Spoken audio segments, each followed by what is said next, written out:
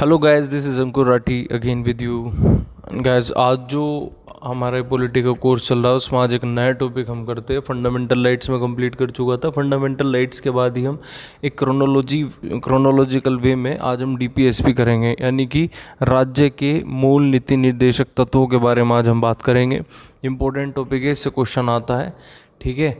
और इसके बारे में हम डिटेल से देखेंगे, इसकी सारी चीज़ें विशेषताएं देखेंगे, कौन कौन से प्रावधान हैं, क्या क्या इससे क्वेश्चन आते हैं, किस तरह के पूछे जा चुके वो देखेंगे। तो देखिए, सबसे पहले बात कर लेते हैं राज्य के नीति निर्देशक तत्व है क्या। बेसिकली आपको नाम से ही पता लग रहा होगा, राज्य के नीति निर्देशक तत्व, यानी कि जो राज्य नीति बनाते हैं। राज्य का मतलब हो गया तीनों व्यवस्था, चाहे कार्यपालिका हो, चाहे विधायिका हो, ठीक है, चाहे प्रशासन हो। ये तीनों ही अंग जो है नीति बनाते हैं और लागू करते हैं। तो राज्य जो नीति बनाएगा, उस नीति को बनाने के कुछ निर्देश दिए गए हैं संविधान में, वो ये निर्देश है।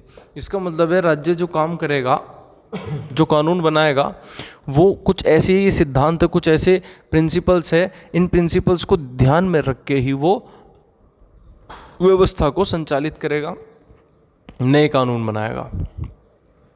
मैं आपको एक उदाहरण के तौर पे समझाता हूँ। जैसे कि आप बच्चे होते हो, बच्चे से बड़े होते चलते हो, फिर जवान हो जाते हो, ठीक है। तो आपने देखा होगा, बचपन से ही आपको कुछ चीज़ें सिखाई जाती है, जैसे कि बड़ों का आदर करना, छोटों को प्यार करना, ठीक है ना। और गलत चीज़ें जो है उसे अवॉइड कराई जाती है कि गालियाँ मत दो, ठीक है, और कोई नशीले पदार्थ का प्रयोग मत करो, समझ रहे हो। ये माँ बाप सब रोकते हैं आपको, उसमें रोकने के साथ साथ आपको इसमें पूरी तरीके से एक माहौल आपको देते हैं, और उस माहौल में आप ढलते हो। उस माहौल के तहत आपकी परवरिश होती है और आप उसी माहौल में जवान होते हो। इसीलिए कहते हैं कि पारिवारिक जो आचरण है उसका बड़ा प्रभाव पड़ता है किसी की पर्सनैलिटी में। तो देखिए, उन्होंने आपको बचपन में डांटा भी, मारा भी, पनिशमेंट भी दिए, और अब जाके आप बड़े हो गए हैं, अब भी वो चीज़ें आपको पता है, वो निर्देश पता है कि ये चीज़ें गलत है। लेकिन क्या होता है, आप बड़े हो जाते हो और एक्सटर्नल एनवायरनमेंट में आ जाते हो, बाहरी दुनिया में आ जाते हो, वहाँ संक्रमित हो जाते हो, इन्फेक्टेड। इसका मतलब है जब आप बाहर की तरफ पहुँच गए हो, समाज में आ गए हो, अब सोसाइटी में हर तरह के लोग हैं, आपको सोसाइटी में हर तरह के लोगों के साथ आपको रहना पड़ता है, काम करना पड़ता है। ऐसी स्थिति में बहुत सारी चीज़ें आपको संक्रमित करती है। तो देखिए, ऐसी अपनी पूरे जीवन आप जो जीते हो, उन प्रिंसिपल्स के आधार पे ही जीते हो, वो नैतिक प्रिंसिपल्स है। जब आप बड़े हो जाओगे, अगर आपने किसी को गाली दे दी तो आपको कोई जेल नहीं भेजने का। आपके माँ बाप बचपन में जैसे पिटाई करते थे, ऐसी पिटाई नहीं करेंगे आपकी। लेकिन क्या है, वो नैतिक रूप से गलत है। आपकी आत्मा ही आपको खुद कहेगी कि आप किसी का बुरा कर रहे हो, तो परेशान करेगी आपकी आत्मा। तो ऐसे ही नीति निर्देशक तत्व संविधान में लिख दिए गए हैं कि सरकारें जो कानून बनाएगी, कानून को लागू करेगी, वो इन निर्देशित तत्व के अंतर्गत ही बनाएगी, यानी कि इनको ध्यान में रखते ही बनाएगी। समझ में आया इसका कंसेप्ट क्या है? देखिए, तेजी से देख लेते हैं क्या है क्वेश्चन, कैसे आते हैं बताइए। राज्य के नीति निर्देशक तत्व संविधान के कौन से भाग में है? तो देखिए, यहाँ क्लियर है, संविधान के 4 भाग में, भाग 4। और अगर अनुच्छेद पूछता आपसे तो 36 से 51 तक। मैंने आपको बताया था ना, देखिए 35 तक तो मैं आपको फंडामेंटल राइट्स बता चुका था, मार्शल लॉ वगैरह बताया था, और अब 36 से 51 तक राज्य के नीति निर्देशक तत्व को कहा गया है। अब आता है राज्य के नीति निर्देशक तत्व हमारे संविधान में कहाँ से लिए गए? बच्चों, आयरलैंड के संविधान से लिए गए हैं। आयरलैंड एक देश है यूरोप में, उत्तरी यूरोप में, वहाँ से ये हम राज्य के नीति निर्देशक तत्व हमने लिए। एक चीज़, दूसरी चीज़ इंपॉर्टेंट बता दूँ आपको, इंग्लैंड जो ये आयरलैंड है, इस आयरलैंड ने भी स्पेन से लिए है।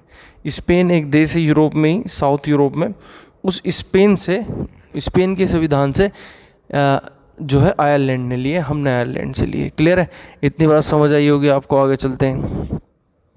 ये जो मैंने आपको विशेषता भी बताई थी और पूरा डिफिनीशन दी है, इसी के आधार पे ग्रेनविल ऑस्टिन ने नीति निर्देशक तत्व और मूल अधिकारों को संविधान की मूल आत्मा कहा है। क्या कहा है? संविधान की मूल आत्मा कहा है। किसने? ऑस्टिन ने। क्लियर? नीति निर्देशक तत्व की विशेषता देख लेते हैं फटाफट। देखिए, विशेषता क्या है? पहली विशेषता क्या है इसकी, ये इंपॉर्टेंट है बच्चों, इससे क्वेश्चन आ जाते हैं। देखिए, टफ क्वेश्चन आया तो इससे आया कंसेप्चुअल। कानूनों को प्रभावी बनाने समय समय पर राज्य इन तत्वों को ध्यान में रखे। संवैधानिक निर्देश विधायिका, कार्यपालिका और प्रशासनिक मामलों में इनकी सिफारिशें करे, राज्य सरकार उनको पालन करे इन निर्देशों का। ठीक है। नीति निर्देशक तत्व का उद्देश्य लोक कल्याणकारी राज्य है। इनका उद्देश्य क्या है? कल्याणकारी राज्य। जैसे मैंने आपको बताया, माँ बाप बच्चों को अच्छी अच्छी चीज़ सिखाते हैं ताकि समाज का कल्याण हो सके, समाज में सामाजिक व्यवस्था बनी रहे। ठीक है। इसमें आर्थिक और सामाजिक लोकतंत्र की स्थापना करने का इसका उद्देश्य है। तो क्वेश्चन आता है, आर्थिक और सामाजिक लोकतंत्र कौन स्थापित करता है?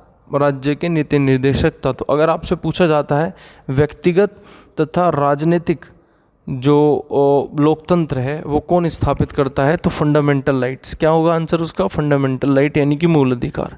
क्लियर है। आगे चलते हैं। ये प्रकृति में गैर न्यायोचित है। इसका मतलब जैसे मैंने अभी आपको बताया, इनका हनन होने पर न्यायालय द्वारा इन्हें लागू नहीं कराया जा सकता। एग्जाम्पल के तौर पर समझाता हूँ।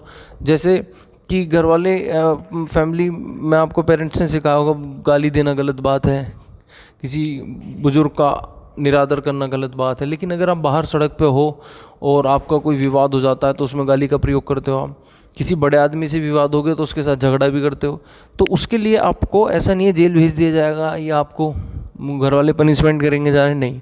लेकिन ये नैतिक रूप से गलत होगा वो। ठीक है। तो यही कहा गया है इसमें कि इनका अगर हनन होता है तो आप न्यायालय नहीं जाओगे इन्हें लागू कराने के लिए। क्लियर है। फंडामेंटल राइट्स को लागू कराने के लिए न्यायालय में जाया जा सकता है। देखिए, नीति निर्देशक तत्वों में किन तत्वों को समायोजित किया गया है, किस फिलॉसफी को लिया गया है? देखिए, समाजवाद की फिलॉसफी। समाजवाद की फिलॉसफी का मतलब हो गया कि समाज मध्य में रहेगा। हम कोई भी कार्य करेंगे मद्देनज़र समाज को रखेंगे। समझ रहे हो? यानी कि समाज का हित होना चाहिए उस काम में। ऐसा गांधीवादी विचारधाराओं को बल देता है। गांधी विचारधारा कौन सी? अब आगे बात करेंगे।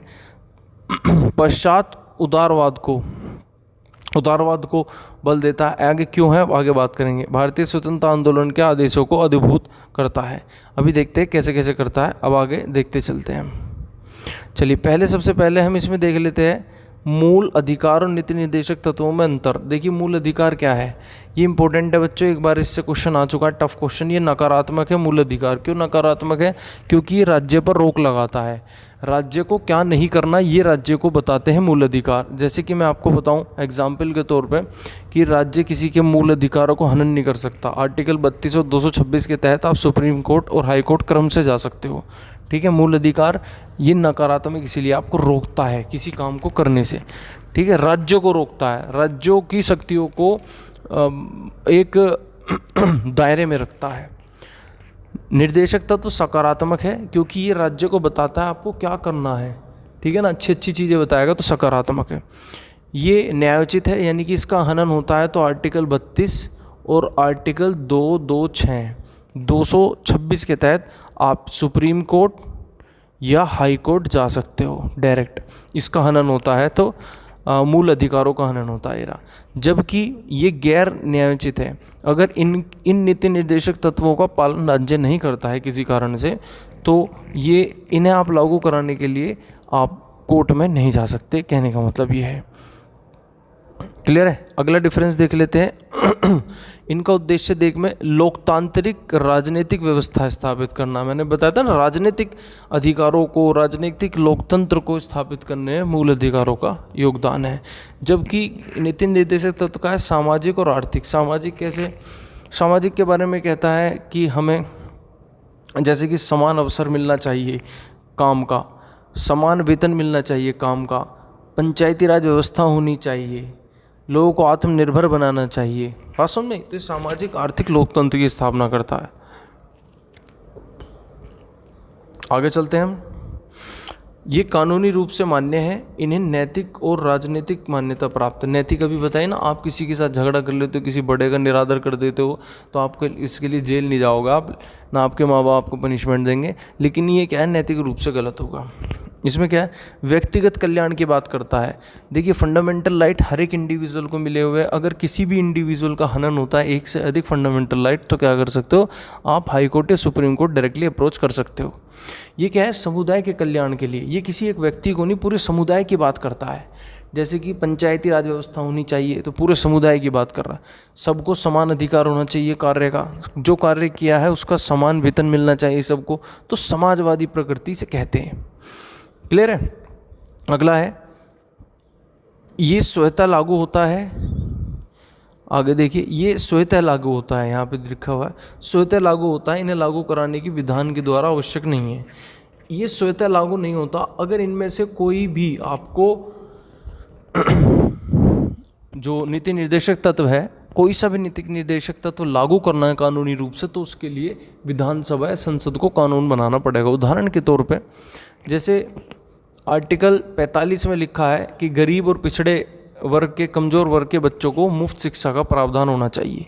इसे आधार बना के भारतीय संविधान में संशोधन किया गया और 21A में राइट टू एजुकेशन जो है मूल अधिकार बनाया गया। उसके बाद राइट टू एजुकेशन एक्ट बनाया गया 2009 में। तो इसका एक उदाहरण है।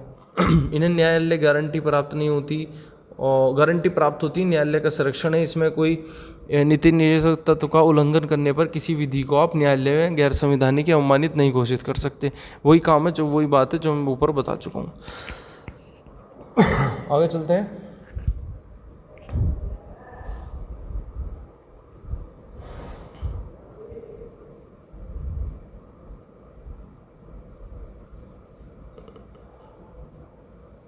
हम यहाँ देखते हैं, अब हम देख लेते हैं नीति निर्देशक तत्वों को। मैंने बताया था इसमें समाजवादी कुछ सिद्धांत हैं और गांधीवादी कुछ सिद्धांत है, उदारवादी कुछ सिद्धांत है। तो वो सिद्धांत के बारे में बच्चों बात कर लेते हैं, कौन कौन से सिद्धांत कहाँ है, कैसे है, उसके बारे में बात कर लेते हैं। आपको ये पता भी ले जाएगा कि नीति निर्देशक तत्व कहते क्या है। देखिए, सामाजिक क्या है। सामाजिक सिद्धांत में लोकतांत्रिक समाजवादी राज्य का खाका खींचता है, जिसका लक्ष्य सामाजिक आर्थिक न्याय प्रदान करना है। ये लोक कल्याणकारी राज्य की स्थापना को मार्ग प्रशस्त करते हैं। गांधीवादी सिद्धांत क्या कहता है। ये गांधीवादी विचारधाराओं पर आधारित है तथा ग्रामीण भारत को सशक्त बनाकर देश को समृद्धशाली एवं आर्थिक असमानता को कम करना इसका मुख्य लक्ष्य है। उदारवादी सिद्धांत क्या कहता है। बौद्धिक उदारवाद को, ठीक है ना, साइकोलॉजिकल या मेंटल डेवलपमेंट की बात करता है। लैंगिक समानता, पर्यावरण, संस्कृति, अंतर्राष्ट्रीय शांति आदि को ऐसे उदार सिद्धांत है, उन्हें प्रतिपादित करता है या उन्हें लक्षित करता है। क्लियर है। अब आगे देखते हैं कौन कौन से। देखिए, समाजवादी सिद्धांत कौन से, अगर आपसे पूछता है बताइए निम्न में से कौन सा समाजवादी सिद्धांत है जीपीएसपी का, तो देखिए, लोक कल्याण की अभिव्यक्ति के लिए सामाजिक व्यवस्था बनाना, आर्टिकल 38A, ये देखिए ये वाला, ठीक है। ये इंपॉर्टेंट है बच्चों, आय की असमानता दूर करना, 38 है, ये वाला बहुत इंपॉर्टेंट है।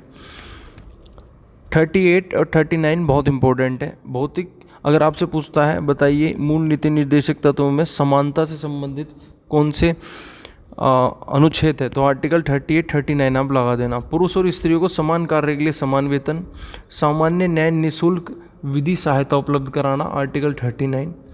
काम की न्याय संगत मनोचित दशाएं प्रसूति सहायता यानी कि प्रेग्नेंट वूमेन जो होती है उसके लिए सहायता की बात कही गई है।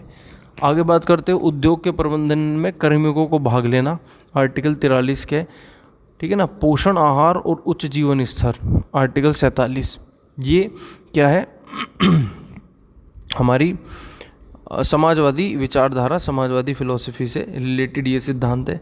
इसके बाद गांधीवादी सिद्धांत को हम देखते हैं, तो देखिए कौन कौन से हैं, आर्टिकल कौन कौन से में कहा गया। ग्राम पंचायतों का गठन, अनुच्छेद 40 में इम्पोर्टेंट है।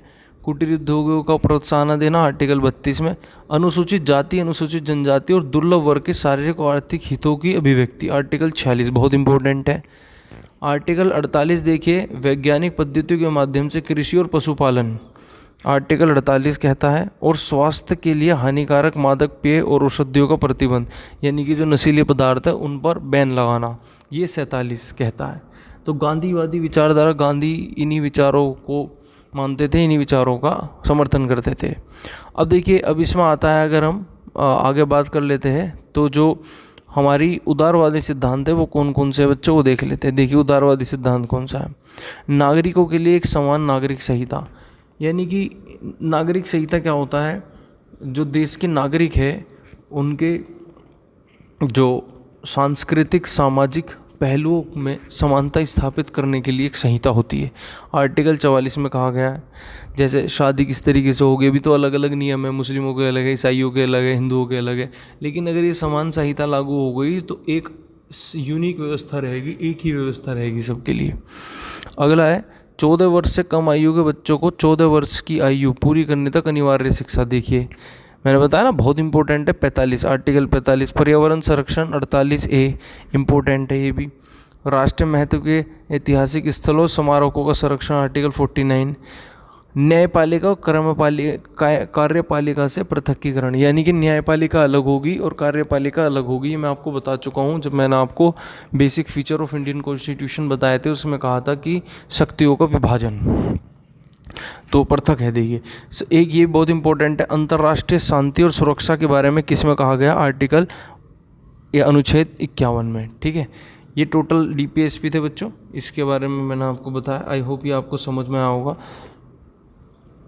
उपयोगिता देख सकते हो आप, यहाँ पढ़ सकते हो, मैंने एक स्क्रीनशॉट आप ले सकते हो। देखिए वही सब कुछ है जो मैं आपको समझा चुका हूँ। नीति निर्देशित तत्वों की उपयोगिता,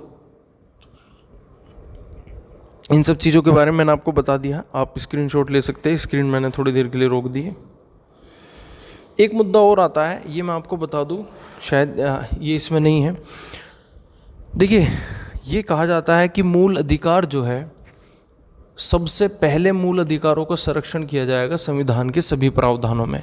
इसका मतलब हुआ संविधान का कोई प्रावधान मूल अधिकारों से टकराता है तो जो टकराने वाला प्रावधान है, अनुच्छेद है, वो नील मान लिया जाएगा, शून्य मान लिया जाएगा मूल अधिकारों को संरक्षण देने के लिए।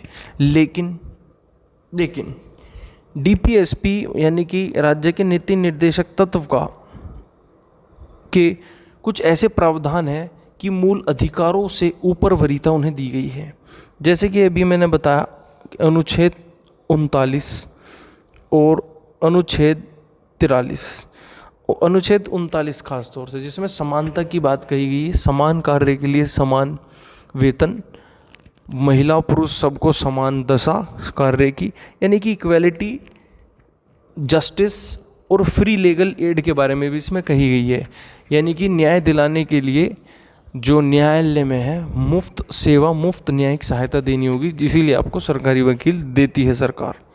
ठीक है, तो ये अगर बात करते हैं, आपसे पूछता है कि सामान्यता की बताइए मूल राज्य के नीति निर्देशक तत्व और मूल अधिकारों में किसे वरीयता दी जाएगी, तो ऑल ओवर मूल अधिकारों को वरीयता दी जाएगी। लेकिन अगर ये कहता है कि संविधान के कुछ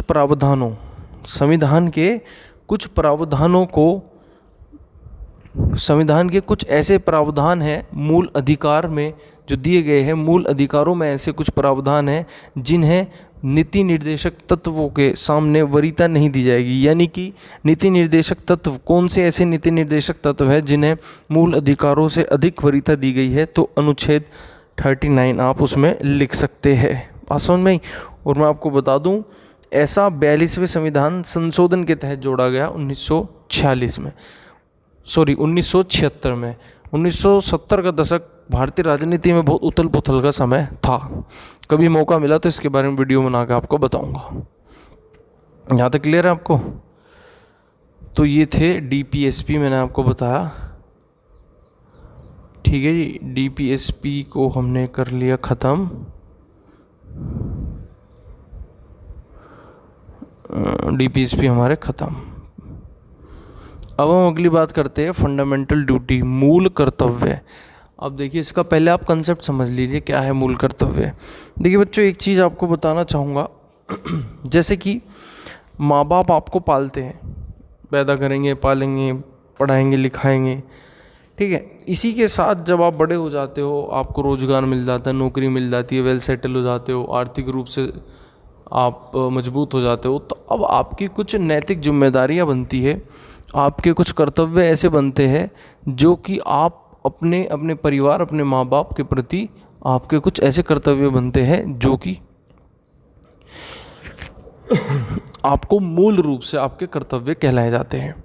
इसी तरीके से जैसे कि आप एक देश हो और आप एक देश में हो और उस देश की सरकारें आपको मूल अधिकार प्रदान करती है, उस देश की सरकारें आपको संवैधानिक रूप से कानून प्रदान करती है, सुरक्षा प्रदान करती है, आपका मूल अधिकार हनन होने या आपको न्याय दिलाने के लिए न्यायिक व्यवस्था स्थापित करती है, लेकिन उसके एवज में आपसे भी वो कुछ उम्मीद करती है कि भारत के नागरिक इस तरीके से रहेंगे, इस तरीके से राष्ट्र की प्रगति के लिए और कल्याणकारी राज्य की अवधारणा के लिए ये कार्य करेंगे।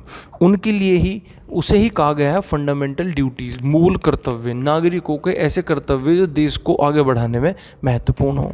तो देख लेते क्या है। देखिए, भारतीय संविधान में मूल कर्तव्यों का जिक्र प्रारंभिक रूप से नहीं था, 1950 में जब संविधान बना नहीं था, लेकिन इस चीज़ों को ज़रूरत महसूस हुई। और मैं आपको बता चुका हूँ 1970 का दशक भारतीय राजनीति में बड़ा उथल पुथल का समय था। देखिए 1976 में ये बात आई कि जो नागरिक है उन नागरिकों का भी कुछ कर्तव्य होने चाहिए। तो तब एक कमेटी बनाई गई स्वर्ण सिंह समिति और उन्होंने अनुशंसा दी कि हाँ, कुछ मूल कर्तव्य भारतीय नागरिकों के होने चाहिए, जिससे सरकार को सहयोग मिलेगा, जिससे राष्ट्र प्रगति में सहारा मिलेगा और कल्याणकारी राज्य स्थापित करने में हम सफल रहेंगे। ऐसी स्थिति में 1976 में सन 1976 में हमारे सामने क्या आ गया, एक बदलाव आया और संविधान में संशोधन कर दिया गया, 42वां संविधान संशोधन 1976 में। और संविधान में एक नया भाग 4 के, इम्पोर्टेंट है बच्चों, बहुत इम्पोर्टेंट, 4 के और अनुच्छेद 51 के में मूल कर्तव्यों को जोड़ दिया गया। तो आपसे पूछा जाता मूल कर्तव्य क्या मौलिक रूप से या मूलभूत रूप से भारतीय संविधान का हिस्सा थे? नहीं थे। कब जोड़े गए? 1976 में। किसके माध्यम से? स्वर्ण सिंह समिति की अनुशंसा के माध्यम से। किस अनुच्छेद में? 51A में। कौन से भाग में? 4 के में। बात समझ में आई? इतनी बात समझ में आई होगी। देखिए, प्रारंभिक रूप से ये कुल 8 थे, 8 मूल कर्तव्य 8 थे। बाद में 42वें संविधान संशोधन से 10 मूल कर्तव्यों को जोड़ दिया गया और 86वें संविधान संशोधन से एक 11वां जोड़ दिया गया। अब वर्तमान में इनकी कुल संख्या 11 है। 11वां इम्पोर्टेंट है। 86वें संविधान संशोधन 2002 में जोड़ा गया, जिसमें कहा गया कि प्रत्येक नागरिक का, अभिभावकों का ये उत्तरदायित्व होगा कि वो अपने बच्चों को प्रारंभिक शिक्षा अनिवार्य रूप से दिलाए। ऐसा कानून भी बना दिया गया। और अगर अब कोई नहीं दिलाता, उस कानून के तहत राइट टू एजुकेशन एक्ट 2009 के तहत आपको जेल भी भेजा जा सकता है, मुकदमा भी हो सकता है। वास्तव में ये सारी चीज़ें आपको समझ आई होगी। देखिए, मैं बेसिक कंसेप्ट आपको समझाने की कोशिश ज़्यादा कर रहा हूँ। फैक्ट तो आप रट ही लेंगे, कहीं से 10-1000 किताब आती है, उसमें फैक्ट आप रट डालेंगे। आपको बेसिक जिस समझ आना चाहिए पॉलिटी का, राजनीतिक व्यवस्था जो है वो आपको समझ आनी चाहिए, तो आपका काम बनेगा बढ़िया। ठीक है, अदरवाइज फैक्ट रटते रह जाओगे। देखिए, मूल कर्तव्यों को देख लेते हैं। कुछ मूल कर्तव्य किस प्रकार के? देखिए, संविधान का पालन करे, उनके अनुदेशों, संस्थाओं, राष्ट्रीय ध्वज, राष्ट्रगान का आदर करे। ठीक है ना। स्वतंत्रता के लिए राष्ट्रीय आंदोलन जो है, उनके आदर्शों को अपने हृदय में लाए। भारत की संप्रभुता, एकता, अखंडता की रक्षा करे। देश की रक्षा करने के लिए देश राष्ट्र की सेवा करे। ठीक है, बात समझ में आई? ये मातृत्वता की भावना होनी चाहिए।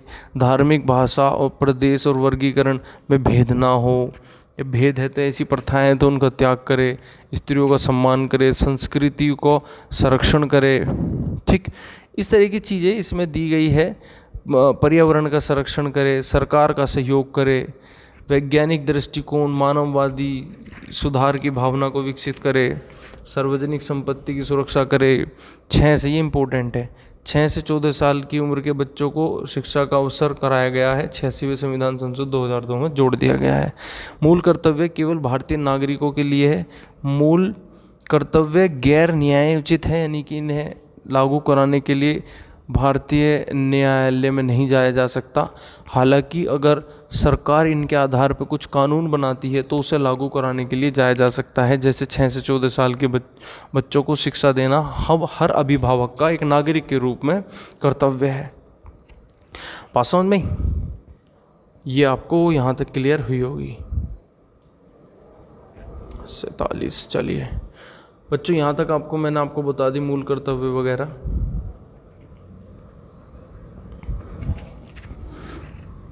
फंडामेंटल राइट्स और ये सब चीज़ें मैं आपको बता चुका हूँ।